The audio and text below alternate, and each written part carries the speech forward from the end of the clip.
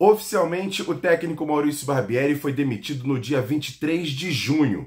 Hoje é dia 11 de julho, 18 dias sem um treinador efetivo no Vasco. A diretoria está esperando o quê? Até porque o próximo jogo do Vasco é apenas no dia 23 de julho, um mês depois da demissão do Maurício Barbieri. Será que vamos ter treinador à beira do gramado ou vamos mais uma vez com o interino? Tá feia a coisa. Solta a vinheta.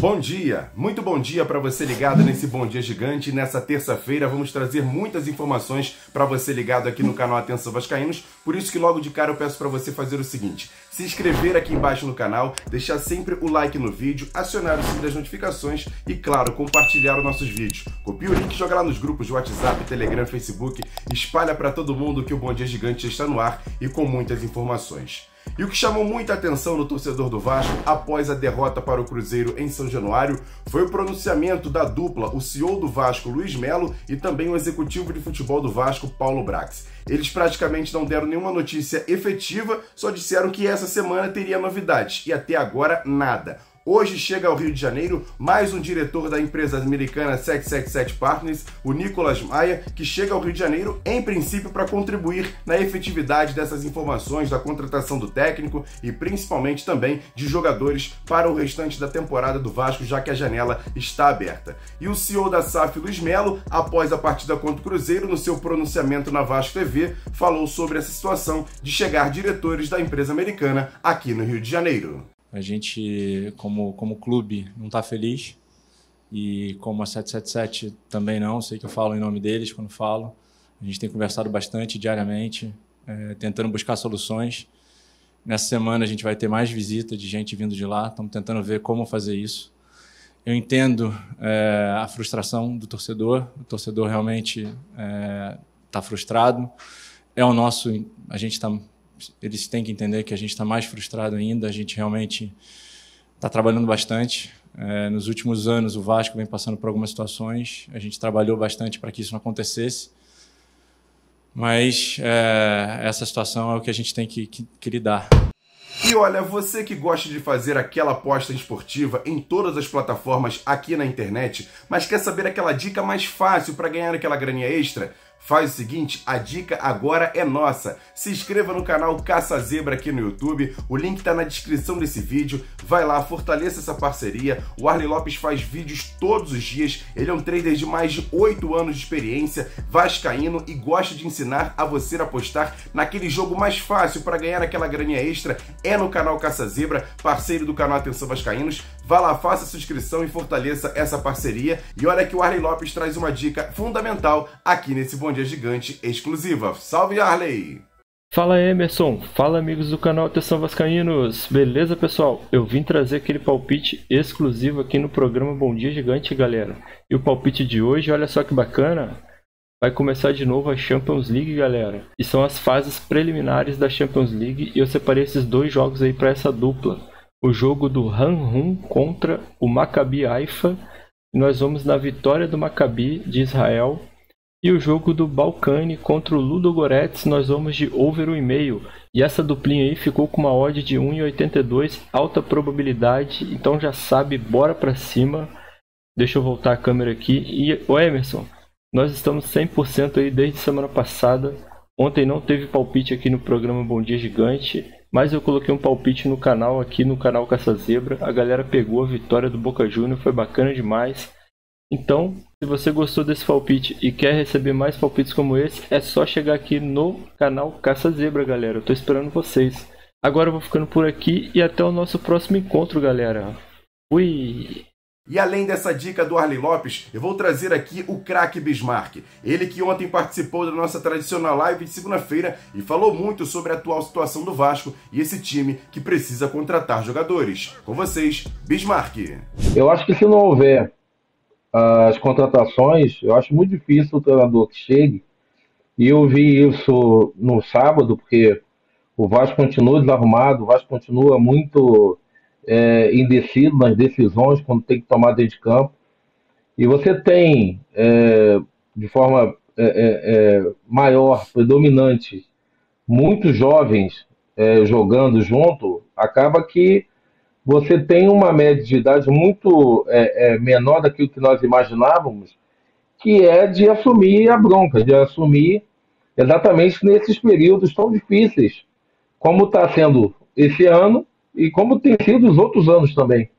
Então, quando você tem muito menino de 18, 19, 20 anos tendo que assumir ali o protagonismo, é muito preocupante, porque, vamos lá, no meu modo de ver, hoje nós não temos reservas para as laterais, nem para a direita nem para a esquerda. Quando você tem na esquerda, você tem que improvisar um zagueiro que não joga na lateral esquerda há muitos anos, desde quando estava no São Paulo.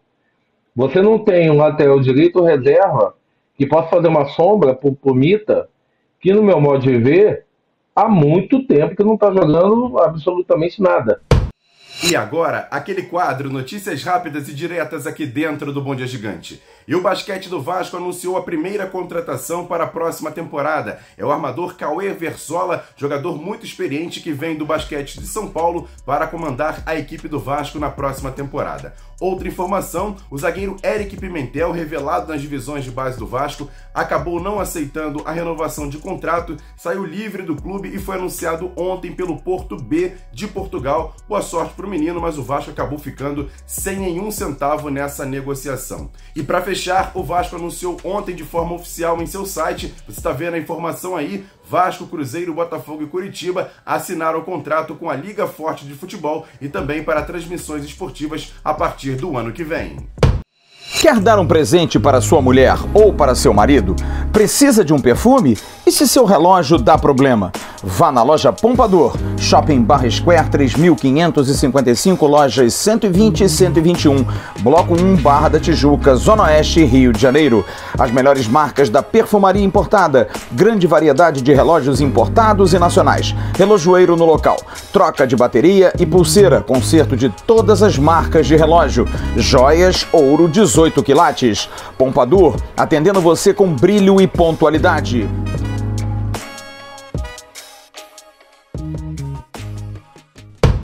E como eu disse na abertura desse Bom Dia Gigante, o Vasco até o momento ainda não tem um técnico efetivo contratado. O nome mais forte no momento é do argentino Gustavo Alfaro, de 60 anos.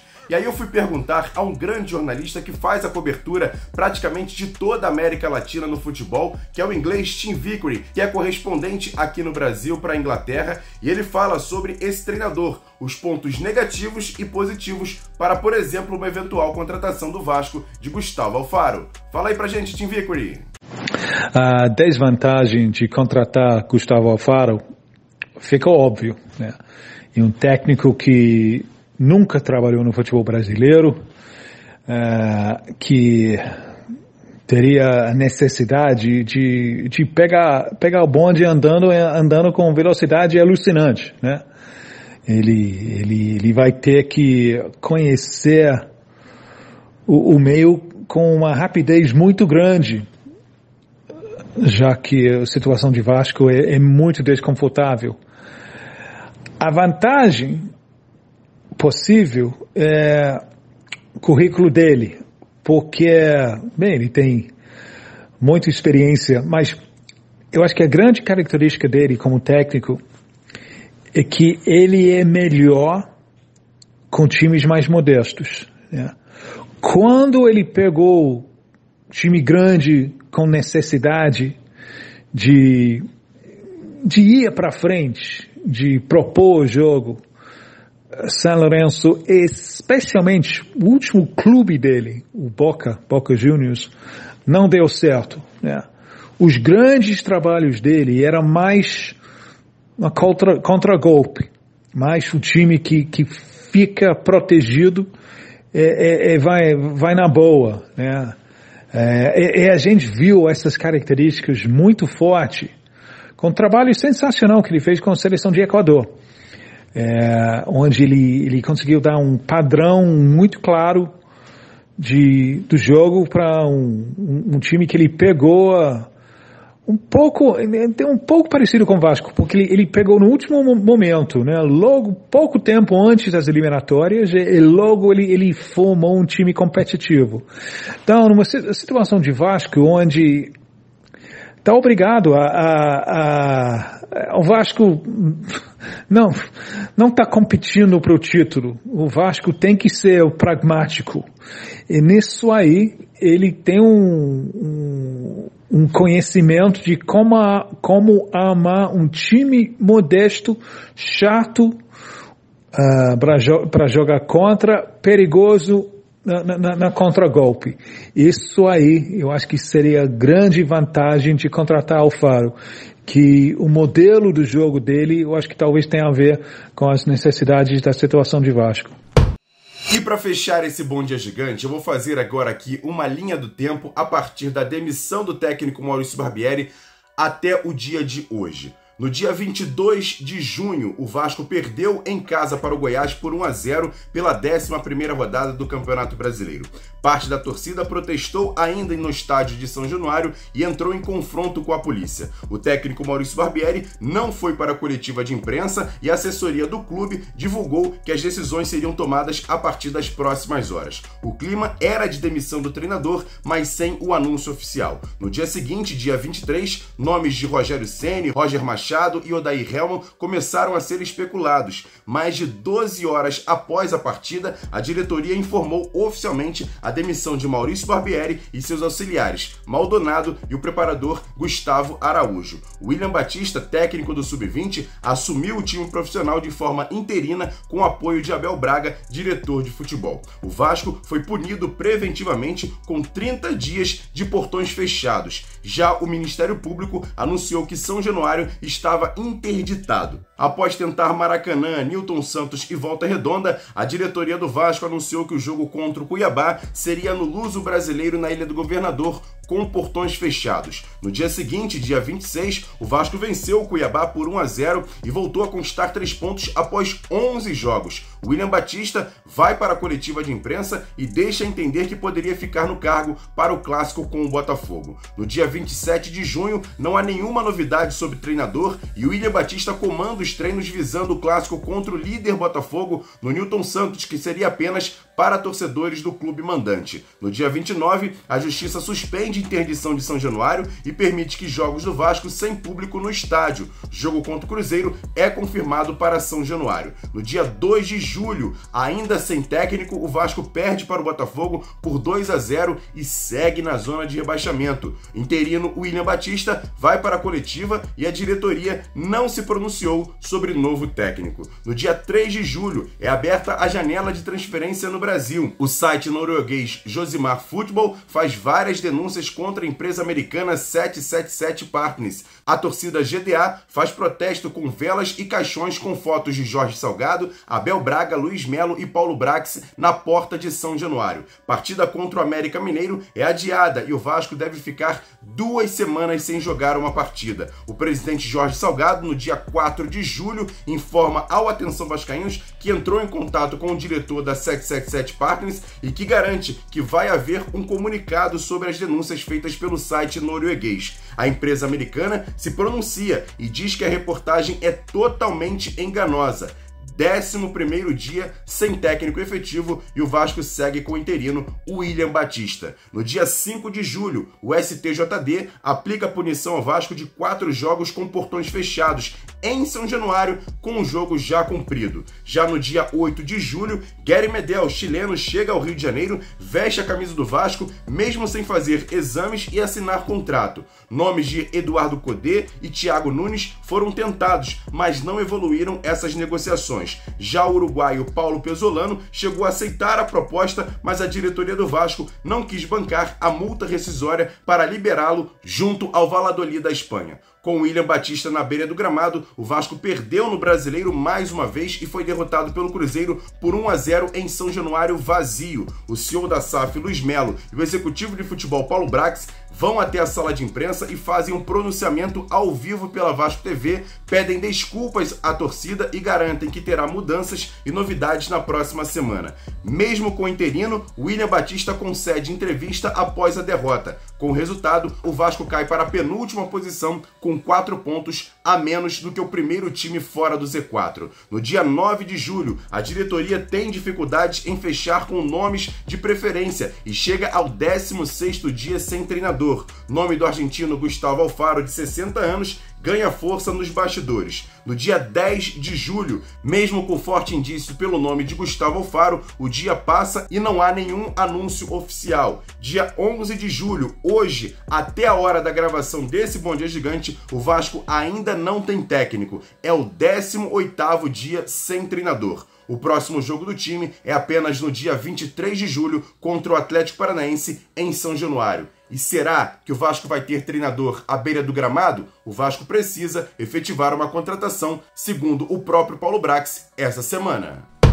Pois é, torcedor, esse foi o Bom Dia Gigante de hoje com muitas informações, esperando sempre a sua inscrição aqui no canal Atenção Vascaínos. Se inscreve no canal, deixa o like nesse vídeo e sempre compartilhe, porque ajuda bastante os nossos vídeos a chegar a outros vascaínos. Siga a gente nas redes sociais, @avascaínos, e também no nosso segundo canal, o card está passando aqui em cima, o Ave Mais, o Jean Faísca fez um vídeo muito legal, depois você corre lá para assistir. Grande abraço, ótimo restante de terça-feira, a gente volta a qualquer momento aqui no canal Atenção Vascaínos e amanhã, 10 horas, aqui no Bom Dia Gigante. Tamo junto, valeu, fui! Levantamento para Roberto Dinamite, sozinho, atenção, vai enfiar, gol!